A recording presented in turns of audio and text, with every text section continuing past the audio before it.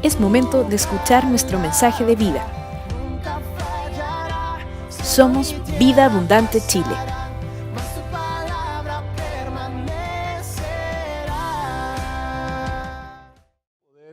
Referirme al tema que quiero desarrollar para que podamos entender qué es lo que Dios nos está queriendo enseñar a través de este tema. Quisiera partir definiendo estos tres términos que más encontramos en la Escritura, que son temeroso, temible y temor. Y a partir de esto poder entender qué es lo que nosotros debemos de entender acerca del temor de Dios. Porque muchas veces vamos a la Escritura y encontramos muchos términos al respecto, pero cuando queremos hacer esto real para nuestra vida, no sabemos cuál es el término que debemos nosotros aplicar para nuestra vida. Y a veces estamos en confusión frente a este tema. Entonces, quiero partir definiendo el término temeroso, que también podemos decir que se refiere a reverente, a piadoso, dado a hacer el bien. Este término está referido a la actitud de respetar, amar y obedecer a Dios. Repito, para los que están tomando nota, ya voy a dar las citas para que las tomen. Insisto, temeroso es igual a reverente, piadoso, dado a hacer el bien. Y está referido a respetar, amar y obedecer a Dios. Característica de los hombres temerosos de Dios. Y aquí voy a rogar a Pasita que pueda ir poniendo las citas. Éxodos 18, 21, vamos viendo estos ejemplos de hombres, ¿no es cierto?, temerosos de Dios, para que así nosotros podamos ir viendo, ¿no es cierto?, de qué se trata y podamos ir cada uno sacando nuestras conclusiones y haciendo a la vez una aplicación de esto. ¿Cuál de estos términos son los que yo estoy viviendo? Si estoy viviendo como un hombre temeroso o estoy viviendo como un hombre que ve a Dios como a un Dios terrible, ¿no es cierto? O a un Dios que me causa mucho temor. Entonces, ¿qué dice el Éxodo 18, 21?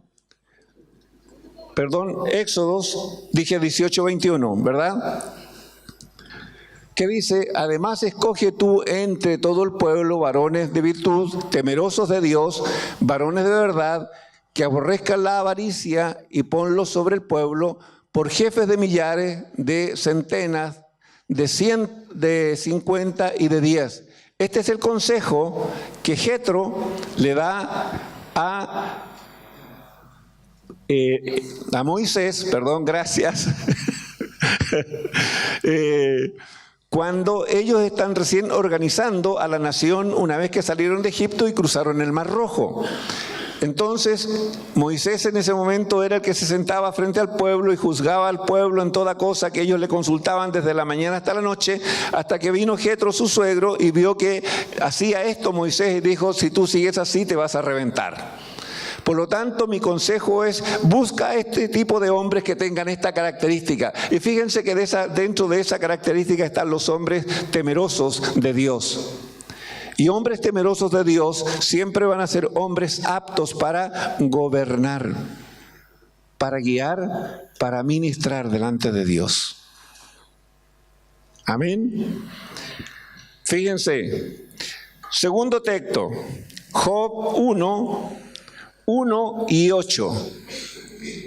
Si lo pueden poner en pantalla, por favor. Job 1, 8. Otra característica de un hombre temeroso.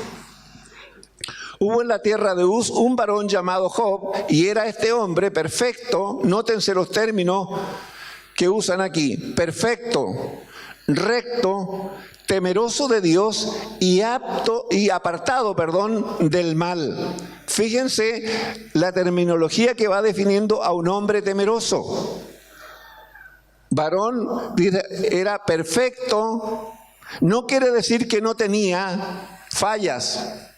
Estamos diciendo que es un hombre íntegro, que si él podía cometer algún error, y de hecho todos los hombres lo cometemos, era capaz de reconocerlo y restaurar delante de Dios. Entonces el término perfecto se refiere a eso. Recto, dice, y temeroso de Dios y apartado del mal. Un hombre temeroso. ¿Ok?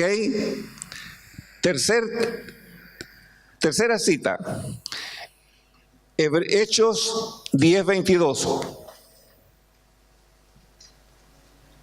Hechos 10:22. ¿Qué dice? Ellos dijeron: Cornelio, el centurión, varón justo y temeroso de Dios, y que tiene buen testimonio en toda la nación de los judíos, ha recibido instrucciones de un santo ángel de hacerte venir a su casa para oír tus palabras. Y fíjense cómo nuevamente encontramos como característica en un hombre temeroso el ser justo y temeroso de Dios. Vayan viendo eso, porque eso les va a ir sirviendo para ir entendiendo cada vez más el tema. Varón justo y temeroso de Dios. Y a este varón Dios le habló a través de un ángel y le dio instrucciones. Entonces los ángeles están para ayudar a los hombres que son justos y temerosos de Dios y que andan en obediencia delante del Señor. Ya se pueden recibir instrucciones a través de ellos. Sí, por supuesto, ahí lo estamos viendo. ¿Ok? Segundo término, temible. ¿Qué quiere decir temible? ¿A qué se refiere el término en la Biblia cuando está hablando de un Dios temible? Un Dios formidable, un Dios majestuoso. ¿Ya? Este término está referido a la grandeza de Dios, a un Dios grande, a un Dios majestuoso, a un Dios lleno de poder. Cada vez que la Escritura nos está hablando de ese Dios temible, nos está hablando de estas características y nos está mostrando a ese Dios majestuoso, a ese Dios lleno de poder, lleno de majestad, lleno de grandeza. Veamos lo que nos enseña el Salmo 47:2 al respecto. Fíjense, ¿qué nos dice el Salmo 47:2?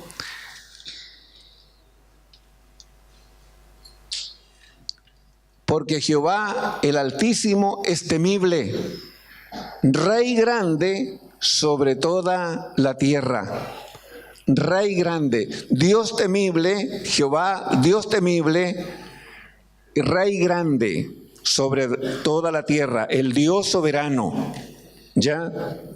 A ese Dios, cuando yo lo veo, cuando yo lo logro dimensionar en mi espíritu, es un Dios al cual lo alabo, lo admiro por su grandeza, por su poder, por lo que Él es, por lo que representa. Veamos Hechos 4:24.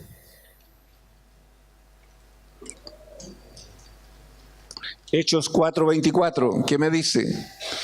Ellos, habiendo oído, alzaron unánimes la voz a Dios y dijeron: Soberano Señor, tú eres el Dios que hiciste el cielo y la tierra, el mar y todo lo que en ello hay.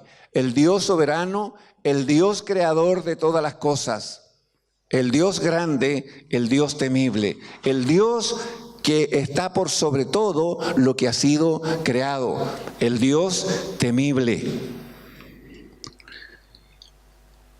Y la última cita en esto, Isaías 2:19. Isaías 2:19. ¿Qué dice? Y se meterán en las cuevas de las peñas y en las aberturas de la tierra, por la presencia temible de Jehová y por el resplandor de su majestad, cuando Él se levante, para castigar la tierra. El juez de toda la tierra. Aquí vemos al Dios soberano, al Dios omnipotente, al Dios todopoderoso, como el Dios que juzgará toda la tierra, el Dios temible. ¿Ok? Ok, tercer punto, el Dios temeroso. Son los 3 puntos, el Dios de temor, el temor.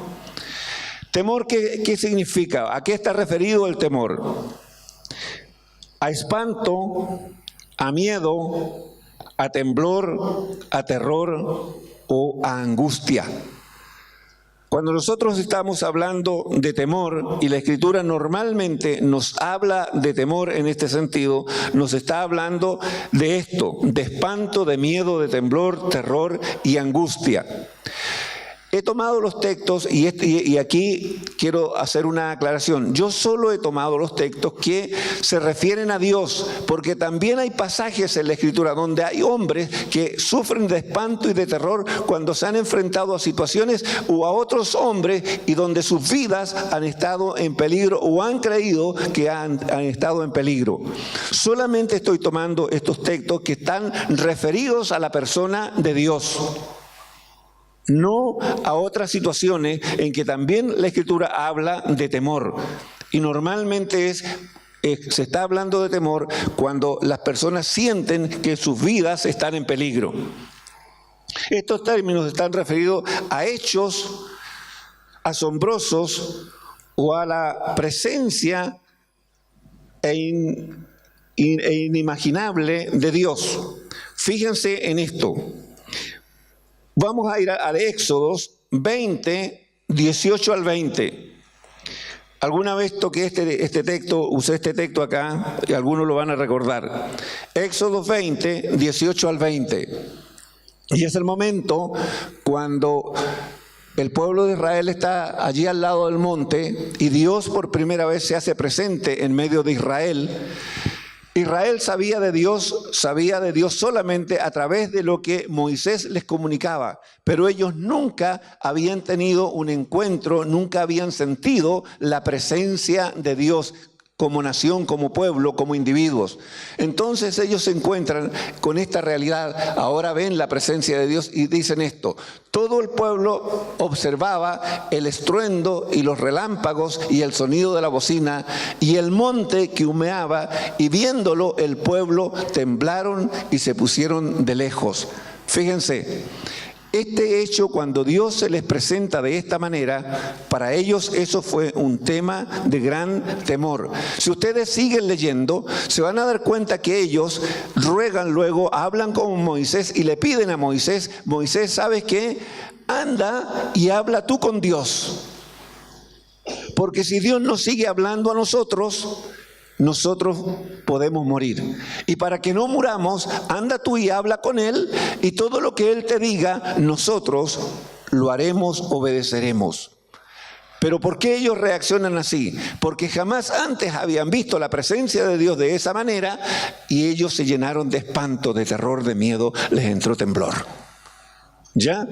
Entonces, la reacción frente a una presencia de Dios inimaginable, ellos nunca antes habían tenido, insisto, esta experiencia. Por lo tanto, ahora están teniendo una experiencia con un Dios inimaginable. Ellos nunca se habían imaginado un Dios tan portentoso como el que están viendo en ese momento.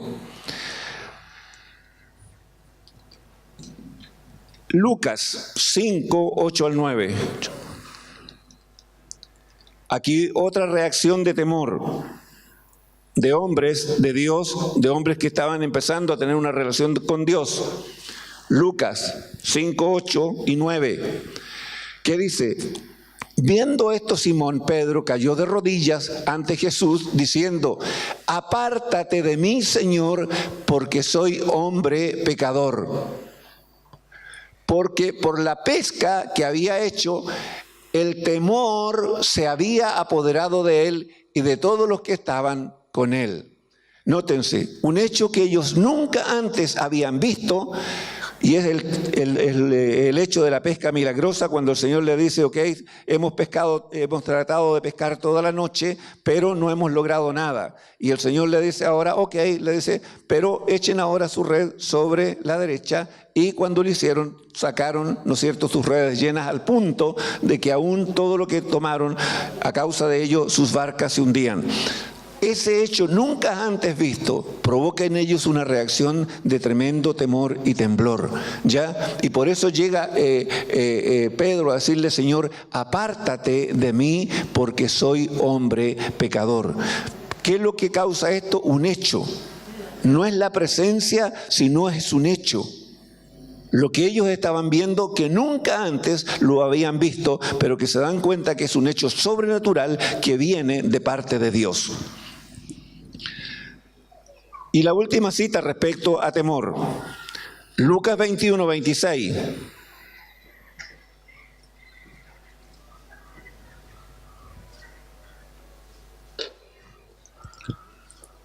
Lucas 21, 26.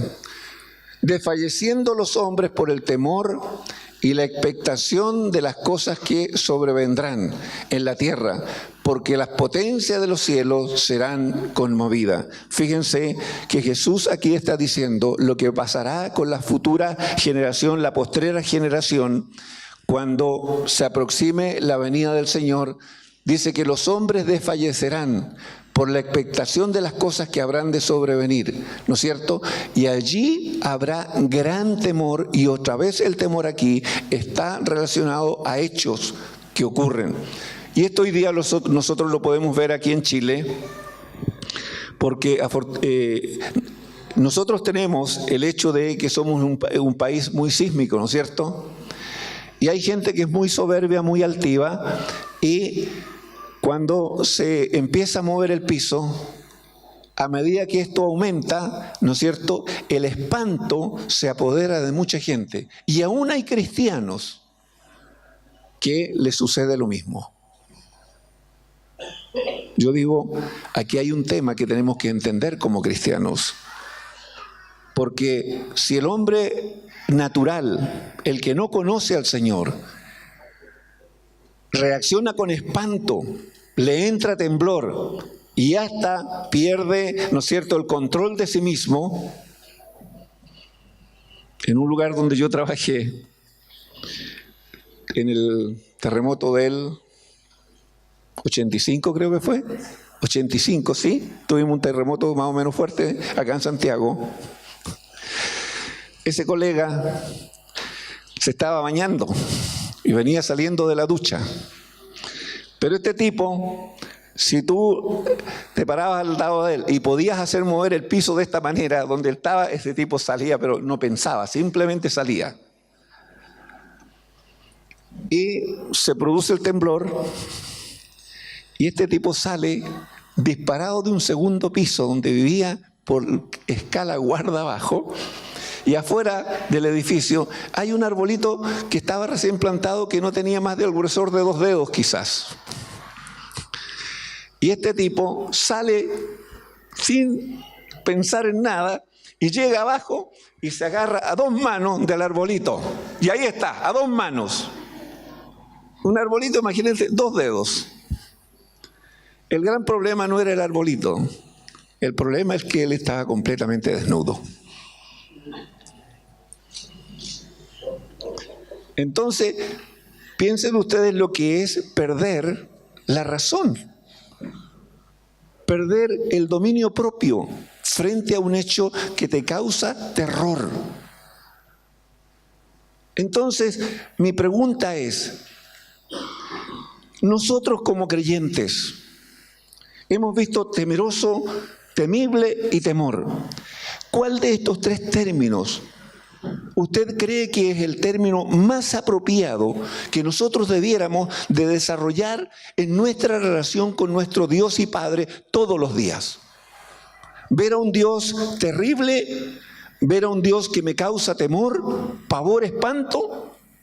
¿O mirar a un Dios del cual yo debo de aprender a ser temeroso?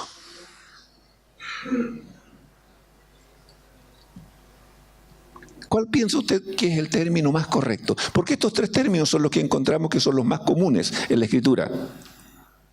¿Cuál cree usted que es lo correcto para que nosotros desarrollamos? Le invito para que miremos la Escritura. Le invito a considerar este texto a través del cual vamos a desarrollar el tema. Malaquías 1:6. Y consideren cómo Dios habla y de qué manera le habla al ser humano. Quiero que piensen esto.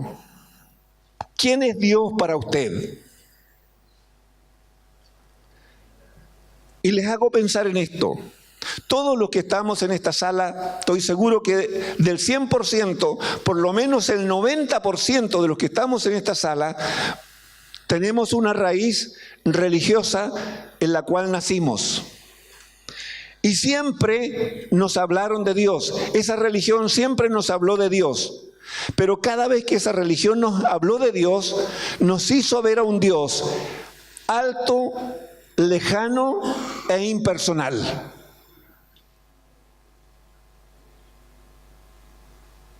Ahora, el Dios que usted conoce, ¿sigue siendo un Dios alto, lejano e impersonal? Por eso le invito a considerar este texto, aunque la última parte es muy fuerte, quiero centrarme en las dos preguntas.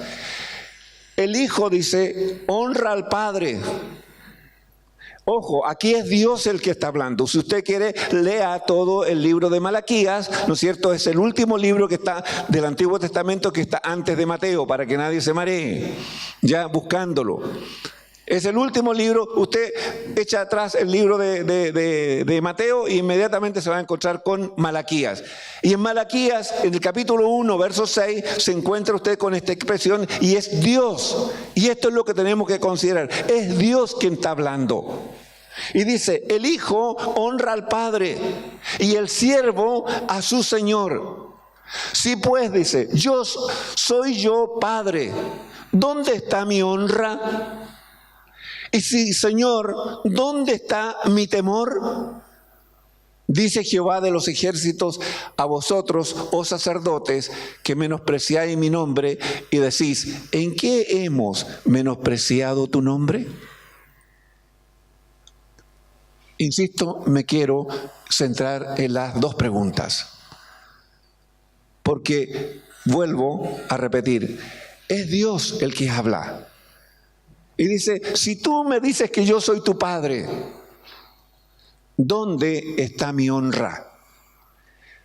Y si yo soy tu Señor, ¿dónde está mi temor en tu vida? ¡Wow! O sea, papá aquí me empieza a confrontar. Y está confrontando mi vida, mi estilo de vida, mi forma de ser, mi proceder de cada día. En palabras, en hechos, en pensamientos.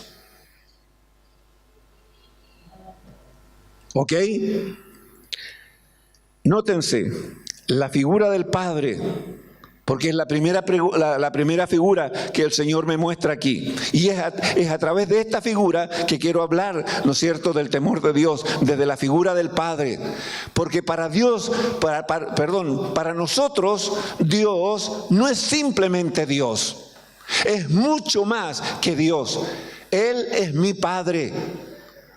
Él nos adoptó como sus hijos por medio de Jesucristo. Cuando cada uno de nosotros dijimos, sí Señor, yo creo que tú eres el Hijo de Dios, yo creo que tú diste tu vida por mí allí en la cruz, yo creo que tu sangre es la que me perdona y me limpia de mi pecado.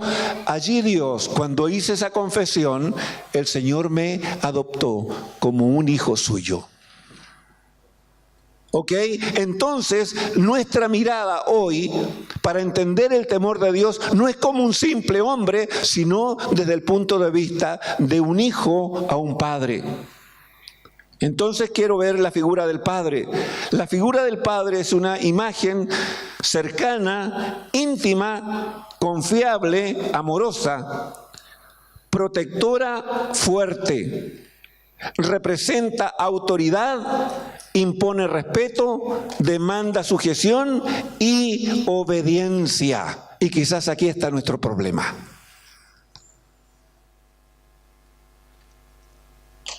Y para que vamos entendiendo el tema, usted vaya haciendo un símil. La mayoría aquí son o somos padres. ¿Qué espera usted de su hijo? ¿Es algo distinto a esto? ¿Usted espera algo distinto a la obediencia, a la sujeción, a la obediencia, al respeto de sus hijos para con usted? Porque esa obediencia, esa sujeción, ese respeto es la honra de un hijo para con un padre. ¡Wow! ¿O no? Si su hijo le desobedece, ¿usted se siente honrado o honrada como madre? Si su hijo no acata el consejo, ¿cómo se siente usted? Fíjese que eso es lo que Dios Padre nos está diciendo a nosotros y es lo que nos está llamando a pensar hoy. Por eso digo, esto tiene que ver con mi vida. Lo que hago en el día a día, el cómo hablo, lo que pienso en mi corazón. ¿Estoy honrando a mi Padre de acuerdo a lo que Él me ha instruido a través de su palabra? Insisto y repito el tema de la figura del Padre. Es una imagen cercana, íntima, confiable, amorosa, protectora, fuerte. Representa autoridad, que es con lo que más tenemos problemas, impone respeto, demanda sujeción y obediencia. ¡Wow! ¿Cómo está? ¿Cómo estamos frente a eso?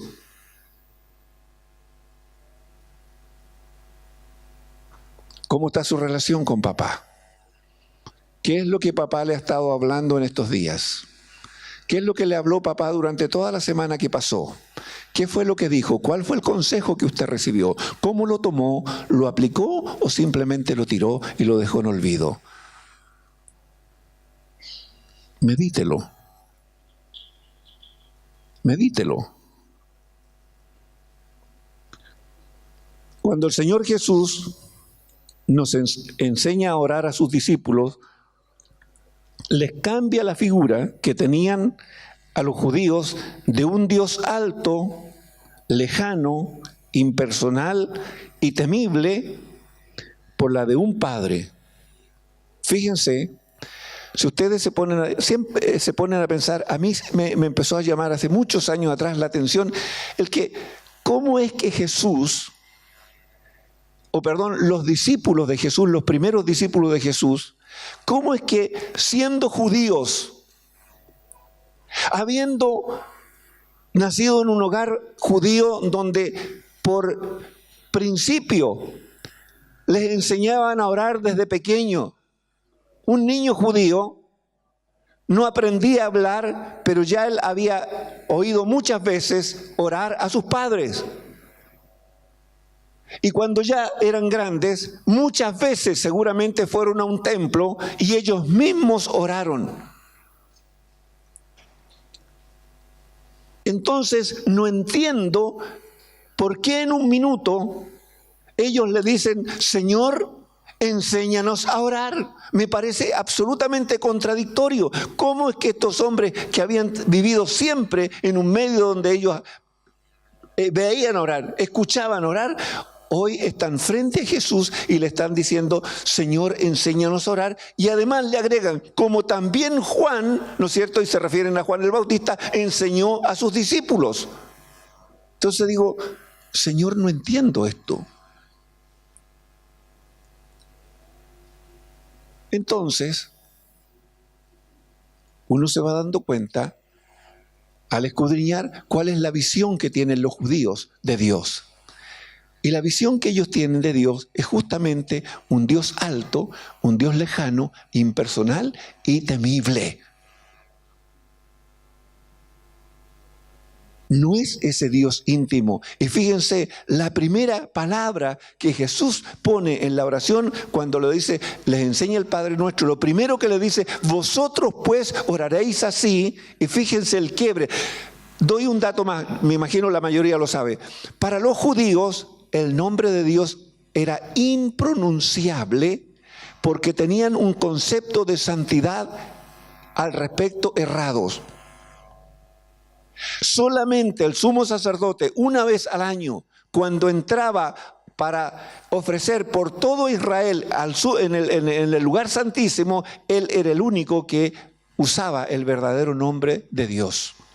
Pero los judíos, por eso encontramos nosotros en la Escritura tantas veces que hablan del Altísimo, del Todopoderoso, del gran yo soy, y usan cualquier otro adjetivo, ¿no es cierto?, para nombrar a Dios, pero nunca el verdadero nombre de Dios, por esta actitud que ellos tenían de gran reverencia, pero a la vez equivocada. Y fíjense cómo el Señor les quiebra este punto. Y lo primero que les dice, ustedes cuando oren, orarán así. Y dice, Padre nuestro que estás en los cielos. O sea, ese Dios alto, lejano, impersonal, lo pone aquí al lado nuestro con la figura de un padre. Alguien muy íntimo, muy cercano, muy confiable, lleno de amor, ¿no es cierto? Pero que a la vez es una autoridad con un carácter, con una firmeza, con una autoridad. ¿Para qué? Para guiarme, para formarme, para corregirme. Entonces, fíjense lo importante de ese quiebre que hace el Señor y pone a Dios como un papá. Que aquí, mientras tuvimos la alabanza, también se mencionó, porque esa es nuestra realidad y ese es nuestro gran privilegio. Yo no adoro a Dios, yo no oro a Dios. Y esto me ayuda mucho también en mi tema de oración personal.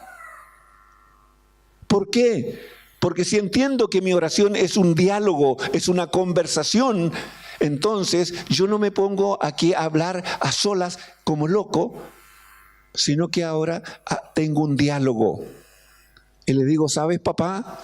Hoy día no tengo ganas de hacer nada.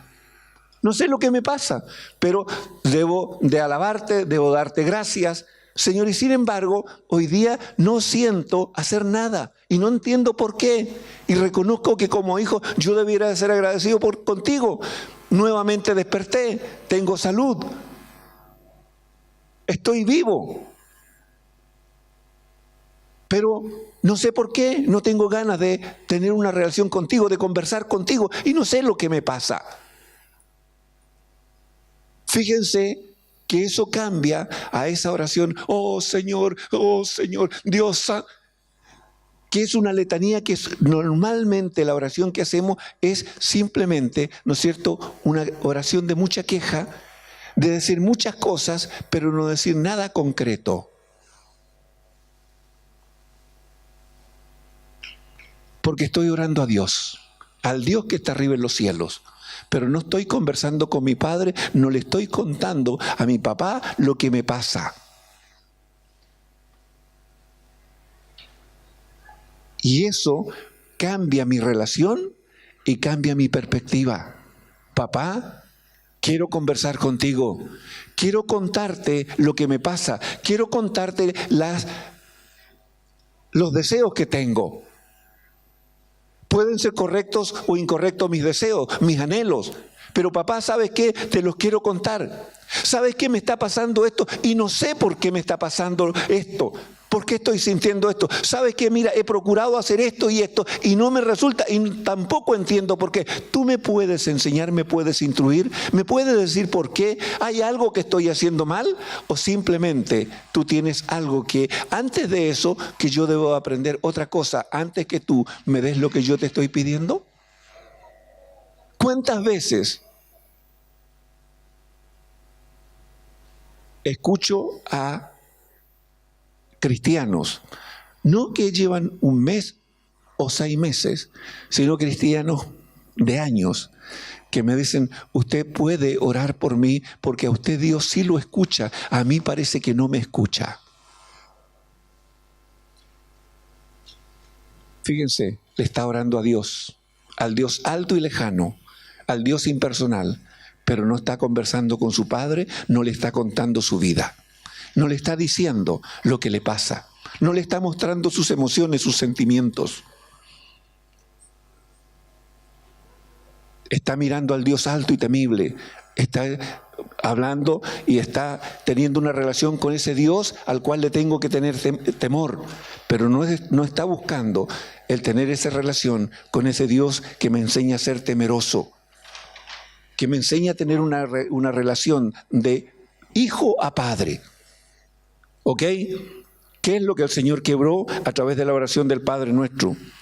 Un padre es un amigo, un guía, alguien que enseña, que aconseja, que corrige, que anima, que provee para mis necesidades, reprende, exhorta, disciplina, algo que no nos gusta. Y disciplina, insisto, no es castigo. La disciplina tiene el sentido de corrección, de enmendar lo errado, no de castigo y de causar dolor, ni de avergonzar. Él es quien me forma y proyecta al futuro. Fíjense, eso es lo que hace un papá, ¿o no? Ha hecho, para los que son jóvenes, ¿sus padres han procurado hacer eso o no? Y los que ya somos más viejitos y tenemos hijos adultos, ¿no es esto lo que hemos procurado hacer nosotros con nuestros hijos? ¿Qué cree que está procurando hacer papá con su vida? Exactamente es esto, es proyectar su vida. Pero tiene que gustar todas estas cosas. Se las repito por si no las entendió. Un padre es un amigo, pero también es un guía. Alguien que enseña, que aconseja, que corrige, que anima, que provee para mis necesidades, que me reprende, que me exhorta, que me disciplina. Él es quien me forma y me proyecta al futuro. Cuando yo recién conocí al Señor y veía a hombres parados acá adelante, enseñando, exponiendo la palabra, y yo veía mi pobreza y mi ignorancia, yo miraba a esos hombres y yo decía, yo jamás voy a ser como uno de ellos. No me da, no tengo la estatura, no tengo la capacidad para llegar a ser como uno de esos hombres. Y admiraba a esos hombres por todo lo que ellos sabían y cómo exponían la palabra. Yo decía, qué increíble. Pero papá me tomó y me empezó a corregir, a disciplinar y empezó a formar mi vida. Y si algo en un momento a mí me dio la seguridad de que yo era un hijo de Dios, fue porque papá un día me enseñó y me dijo, hijo, yo te enseño en mi palabra esto, y yo te digo esto y esto es real y así lo vas a vivir. Yo al que tomo por hijo, ¿qué dice? Lo disciplino. Y créanme que la disciplina de papá duele. Pero duele, pero produce vida. Produce vida, produce cambios, produce renovación, produce transformación, produce regeneración en nuestra vida. Entonces yo aprendo a ser temeroso de mi papá. ¿Por qué? Porque entiendo que él es autoridad. Entiendo que él tiene un carácter, una firmeza conmigo para formarme. Entonces, eso me enseña a ser temeroso de él. ¿Qué es lo que nosotros debiéramos desarrollar en nuestra vida? El ser temerosos delante de nuestro Padre. ¿Por qué? Porque le conozco y porque sé lo que él quiere para mí. Perdonen los gallitos, pero tengo algún problema en la garganta. ¿Ya? Entonces, cuando yo entiendo lo que papá está haciendo, me transformo en un colaborador de lo que Él hace conmigo. Y aprendo a orar esto. Y le digo, ¿sabes, papá? Reconozco que soy bien rebelde. Hay rebeldía. A mí no me gusta sentir autoridad. ¿A los hijos de ustedes les gusta sentir la autoridad suya como papá o mamá? Toda autoridad provoca una reacción, y la reacción natural del ser humano es ser rebelde. ¿Por qué? Porque el pecado engendró esa rebeldía en nosotros. Gracias.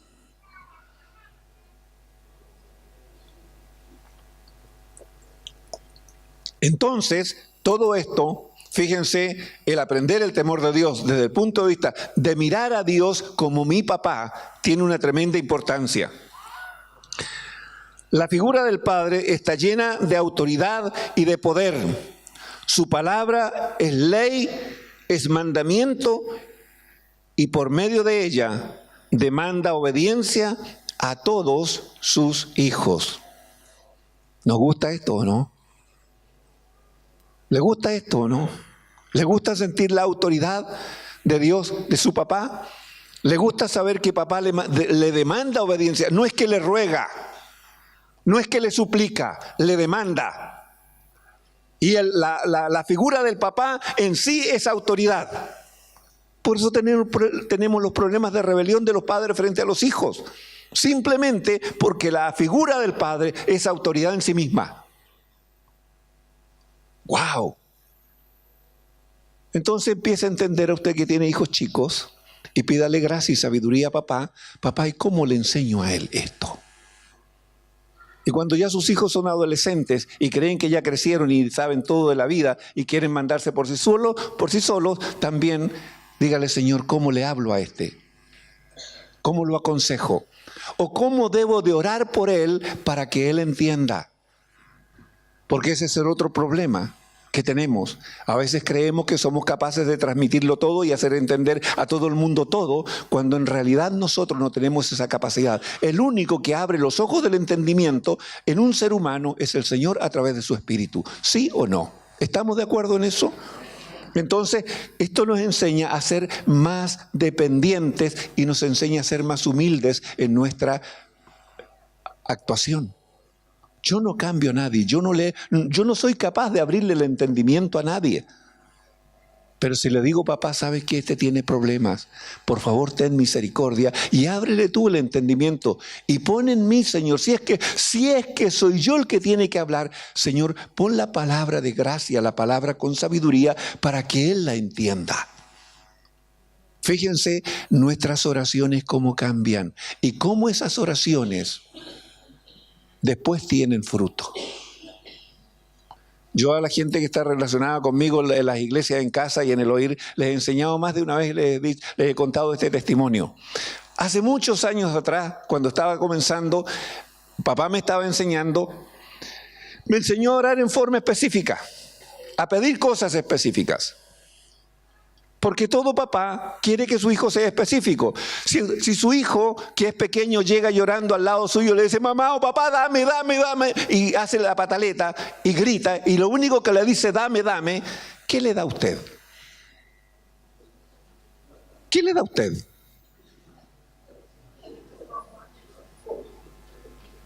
La primera pregunta, pero hijo, ¿qué quieres que te dé? ¿Sí o no? Hijo, ¿qué quieres que te dé? Porque él todavía no ha pedido nada específico. Entonces, fíjense, y aprendan de esto que también nuestras necesidades Dios las usa para enseñarnos. Recuerdo que estábamos pasando una situación económica estrecha y yo empiezo a sentir que la suela de mis zapatos se empiezan a gastar y estaban a punto de romperse. Pero ya papá me había enseñado a orar en forma específica. Ojo. Entonces, en el lugar donde yo participaba, siempre aprendíamos a orar unos por otros y por las necesidades de todos. Y me acuerdo que yo hice esta oración y le dije, papá, por favor, quiero un par de zapatos. Necesito que me des un par de zapatos. Pero fíjense que en aquella época los zapatos que se usaban y que uno le gustaba tener eran unos zapatos que tenían aquí adelante unos elásticos y que eran tipo mocasín, ¿no es cierto? Pero con elástico o con una hebilla al lado. Y para ese tiempo era la moda, por lo tanto todo el mundo quería tener un par de zapatos así. Pero yo le dije, Señor, dame un par de zapatos. Y en el lugar donde íbamos nosotros entrábamos y había un estante donde sabíamos que si yo quería darle a alguien algo y sabía que esa persona tenía una necesidad, yo hacía un paquete, ponía su nombre y lo dejaba ahí. Y nadie sabía de quién era, o sea, quién lo había dejado, solamente estaba ahí y es con el nombre de la persona. Ok, y yo le digo, Señor, dame un par de zapatos. Creo que no pasaron 3 días, llego al lugar y lo primero cuando entro, hay un paquete que dice Renato. Claramente sabía que era para mí. Entré la reunión, cuando salí lo tomé y me lo llevé sin preguntar nada porque así lo hacíamos. Llego a la casa, abro, eran los zapatos. Y miro los zapatos y le digo, pero Señor, le digo, yo quería un par de zapatos que no tuvieran cordones y estos tienen cordones. Y el Señor me dice, hijo, ¿qué me pediste tú? Y yo recuerdo al instante mi oración y le digo, Señor, te pedí un par de zapatos. ¿Qué son estos? Un par de zapatos. Pero tú no me los pediste con elástico ni con hebilla. Tú me pediste solamente un par de zapatos. Si yo le pido a papá el zapato con elástico o con hebilla, me hubiera llegado el zapato con elástico o con hebilla. ¿Me están entendiendo lo que es ser específico con papá? Un hijo debe de aprender a ser específico para hablar con su padre, porque va a tener respuestas específicas. ¿Amén? Ok. Repito, la figura del Padre está llena de autoridad y de poder. Su palabra es ley, es mandamiento y por medio de ella demanda obediencia a todos sus hijos. La obediencia del Hijo es la honra del Padre. En esto el Hijo muestra su actitud reverente ante su Padre. Amén. Ok. La figura de Dios como Señor. Vimos la figura de Dios como Padre. La figura de Dios como Señor, y estoy refiriéndome al texto de Malaquías que leímos, nos habla de autoridad, de obediencia, de respeto, y me refiero al respeto por ser temeroso. Él es el Señor, es mi amo, mi dueño, le pertenezco. Él manda, yo obedezco. ¿Sí o no? ¿Estamos de acuerdo con eso?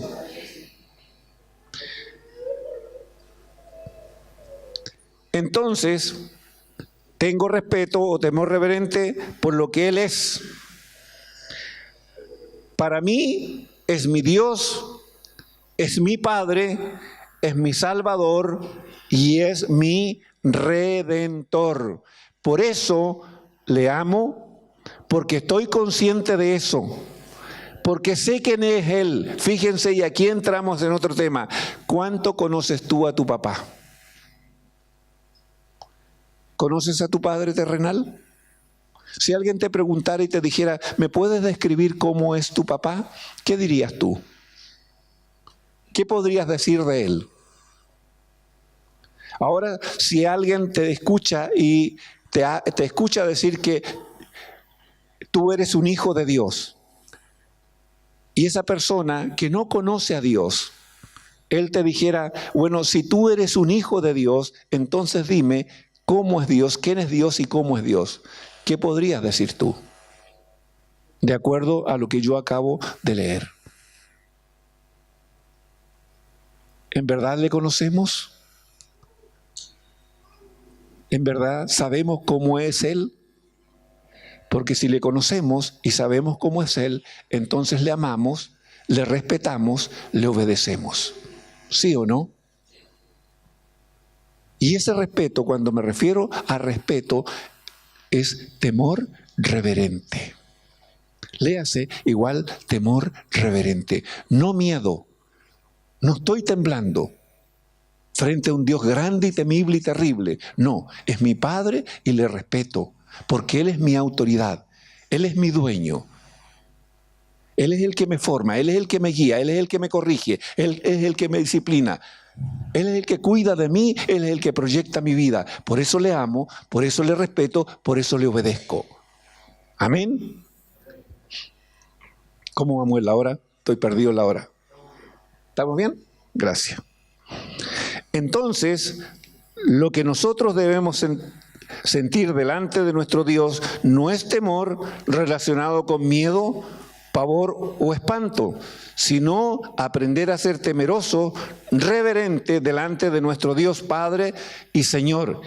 Esto quiere decir ser respetuoso, amarlo y serle obediente. ¿Usted busca lo mismo de sus hijos? Que le amen, que le respeten y que le sean obedientes como padre. Dios, nuestro Padre, demanda exactamente lo mismo de usted para con Él. Ninguna diferencia. Exactamente lo mismo. Lo mismo que el Padre desea de sus hijos es lo que Dios desea del hombre para con sus hijos. Cierro con el siguiente proverbio, Proverbios 2, del 1 al 5.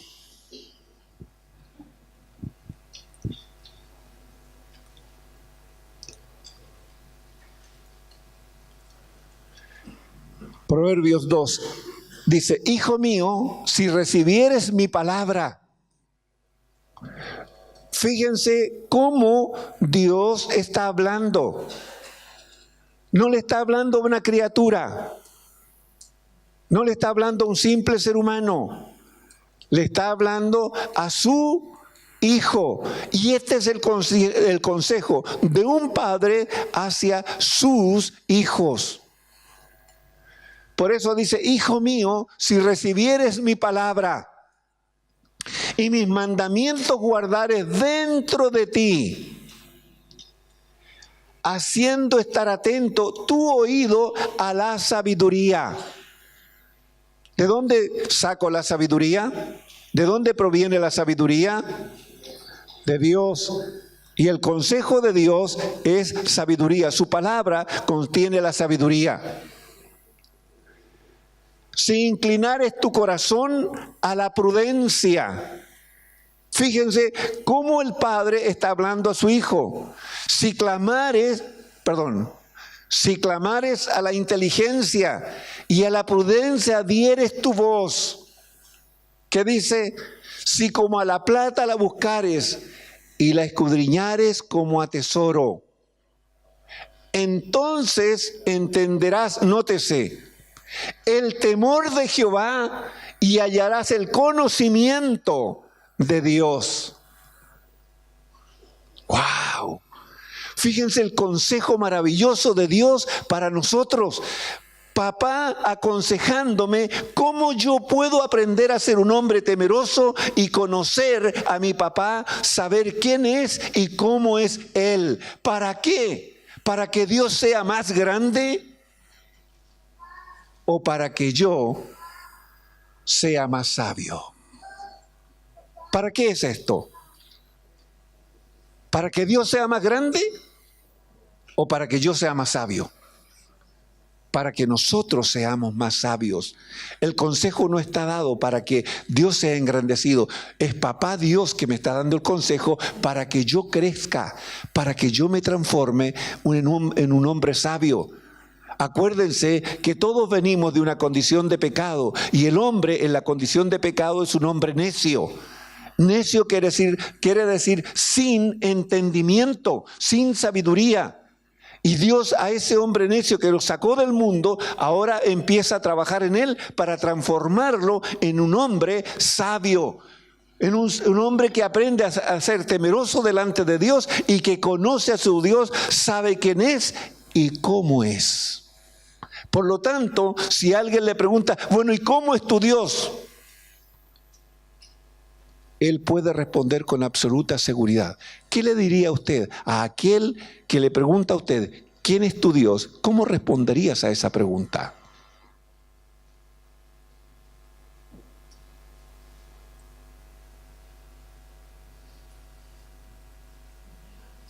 ¿Ah? Perfecto, Diego. Eso es. Él no es mi Dios. Yo lo dije en un principio. Él no es Dios para mí. Él es mi papá. Y el Señor Jesús en la oración del Padre Nuestro, lo primero que nos enseña es a quebrar aquella actitud nuestra de buscar a Dios, de mirar a Dios, de hablar con Dios, sino que es de mirar y hablar con mi Padre y aprenderlo a conocer, saber quién es y cómo es. Por eso tomé este texto. Fíjense, porque Él me dice que me va a enseñar el temor y el conocimiento de mi Padre. Amén. Que el Señor les bendiga. Amén.